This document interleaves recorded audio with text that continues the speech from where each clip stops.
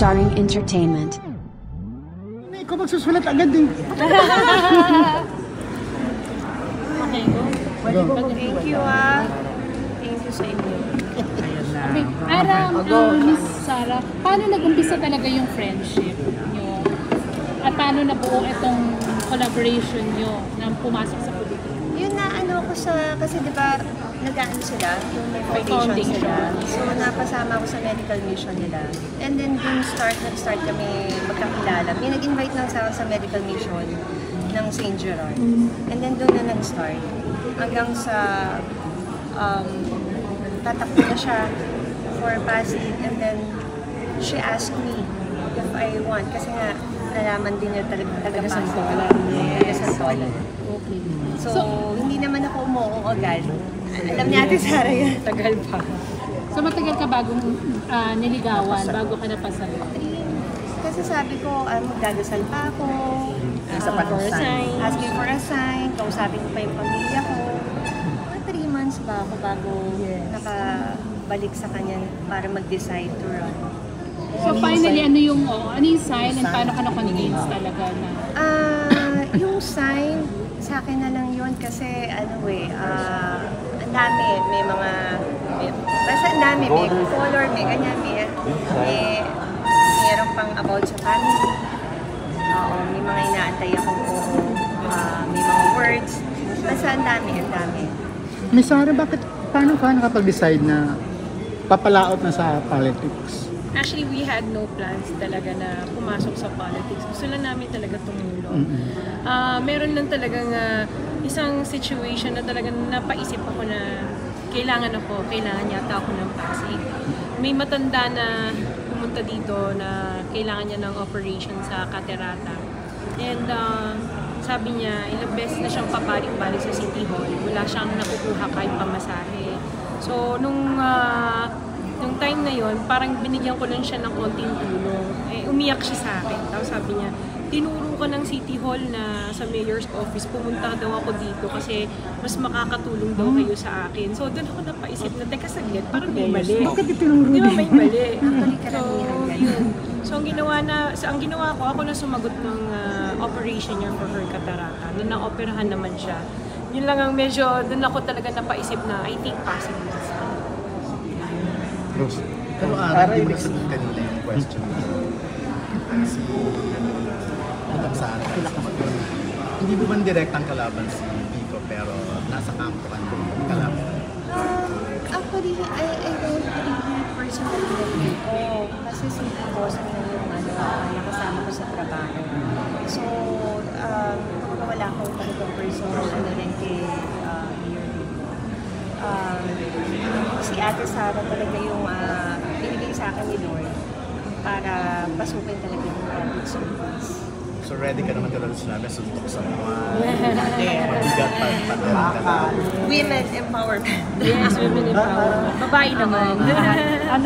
Madam Ate, meron kasi kaming parang naging impression with Pasig that Mayor Vico is doing well as a leader of Pasig, no?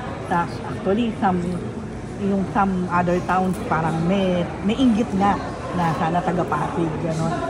Hearing you now, parang nagkakaroon kami ng mayroon bang ulang, meron bang mali, paano po? Kasi I think the mayor focused more on good governance. Na medyo napabayaan yung health sector, yung ibang sectors like education. So, yun yung siguro ang kasi I know from social media talaga na talagang very popular si Mayor Vico. Pero talagang going down sa laylayan lalo, medyo dun tayo may konting problema. Hindi kayo lumaban, madam, ng hindi naman kayo sa mga black propaganda, wala kayong ganun? No, yun nga, I did ask for a signature on a peace treaty, which he declined to sign. So, syempre gusto natin ng peaceful election, yung walang batuhan ng, ayoko ng ganun. It's not our personality to throw mud at other people. So, yun yung hindi na-sign yung peace treaty namin. Pero madam, hindi ka ba natakot na syempre sabi nga ni Ara kanina, paulit-ulit yung sinabi na magulo ang politika. na posibleng dahil sa pagpasok mo sa politika, makalkal yung personal life, yung business nyo, lalo na nasa Actually, kasi from the private sector, wala naman kami tinatago eh. No, wala kami tinatagong sa business namin, sa ano ba, love life ba? Oo, Sa very. personal life. Kasi we're an open book naman. I even inform people that I have kids clinically diagnosed with ADHD kasi I want people to be inspired sa kwento namin mag-asawa kasi hindi naman kami nag-start from na meron ka agad. We really started from zero. So hindi kayo nag-discourage siya, nangyayari ngayon sa politics natin, na yung mga mismong nasa dating Pangulo ay nagagawang maaresto. Hindi. Ako dun ako sa... Nakafocus kami sa Local. pagtulong sa Local. Kaya hindi kami Local. masyado. Paano kasi support? Kasi nabanggit mo nga kanina nagkatrabaho kayo ni boss. Kaya sa politika kasi minsan nagkakaroon ng problema, nagkakaroon lamat. Handa ka ba? Baka mamaya magkaroon lamat ang si Bossing, knowing Bossing, naman siya mataling tao si Bossing, hindi para magkaroon ng ganung problema kasi may kanya-kanya naman tayong preference, may kanya-kanya tayong journey. So I don't think na sasama loob ni Bossing sa kanya. Friend, Actually, kalaban mo si Angelo. Ayun, oo. Last election yata, I think she was the Number one. first Yes, oo. councilor elected. So anong mo doon? Yes, At kumusta we're- kayong dalawa naman ni Okay Angelo? naman kami, nagkikita kami sa mga events. Tapos sa kabilang siya, party. So, siya yung artista doon sa party ni Mayor. Tapos ako naman kay Ate Sara, ako lang din yung artista. Tsaka 6 naman kailangan, di ba? 6 naman konsehal. 6 naman yung councilors. Pero so, nagkausap- all in all sa District 2, we're 16. And 6 lang ang kukunin. So nagkita na kayo, nagkamustahan ba kayo? Oo naman. Anong say Okay naman naman niya kami. na you're running also here? Nung una, sabi niya, tatakbo ka daw. Actually, nung bumaba ko noon, hindi pa talaga ako kasi yun parang para sa seniors yun tulong, ganun. So, hindi pa talaga, nag-iisip pa rin ako. Pero bumaba ako kasi for charity nga. Sabi niya, tatakbo ka daw. Napasmile lang ako sa kanya. So hindi Yun. ka pa sumagot sa kanya? Hindi pa ako sumagot sa kanya noon. Oo. Pero okay naman kami. Matagal na kami magkakilala. Oo. Pero paano kasi nasupport ng husband sa pagtakbo mo? Naku, yan. Nagdo-donate siya ng mga ng mga paraphernalias, ganyan. But I also support him naman. Kasi he's running for Party list. Turismo party list. Because advocate ko rin naman yung tourism. Kasi Bakit kasi? hindi niya siguro ine-expect na papasukin ko yung politics. Siyempre, di ba? Dapat mag-baby na, di ba? Oo, yun na pala. So, paano in-explain sa kanya? Muna. Si Baby Pasig muna. O baka after the election, pwede na. Di ba? After ng birthday mo. We'll never know. Why not? So, nag-run na rin naman siya. Okay naman na din na sabi ko na naman sa kanya, sabi ko, wala. Ito talaga yung roots ko, hometown. Ito yung nasa loob ko. I'm very decided, emotionally, mentally, physically yes. prepared.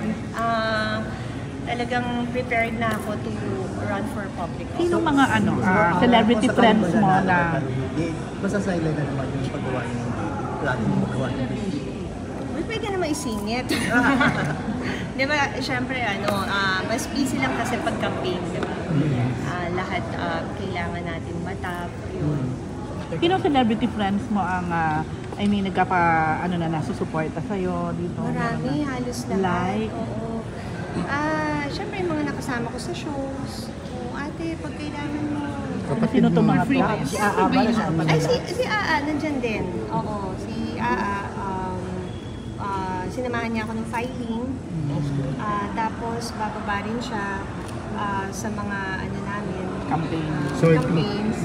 Kasi nagka-campaign din siya, for Marco. Correct, oo. And sa kanyang senator, si Senator Amy yata siya, kinuha siya Kasi dahil because of the movie, she played the role Aini, diba? Before. Base sa paglilibot-libot mo, anong impulso o section ng tao? Maganda naman. Kaya nga sabi ko, iba yung pakiramdam ko dito sa Pasig. Parang alam mo yung feeling ng lukso ng dugo.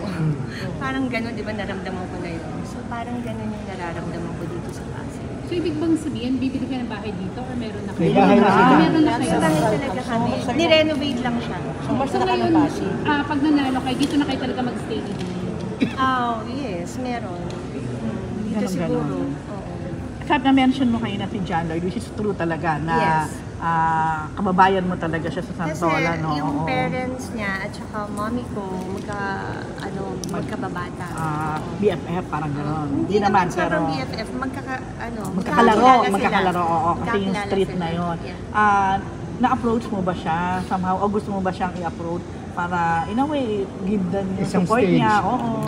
Hindi pa. Ay, speaking of si PJ pala, sabi Lolo. niya sa akin, susupport pala siya sa akin. Pero alright. itutugma lang natin sa schedule yun. Okay. So, ayun nga, with John Lloyd naman na talagang taga rito, gano'n, have you approached him? Hindi pa, pero yung cousin ko kasi, cousin niya, so pinaano ko na rin na, Pinarating sabihin mo mo tumatakbo ako.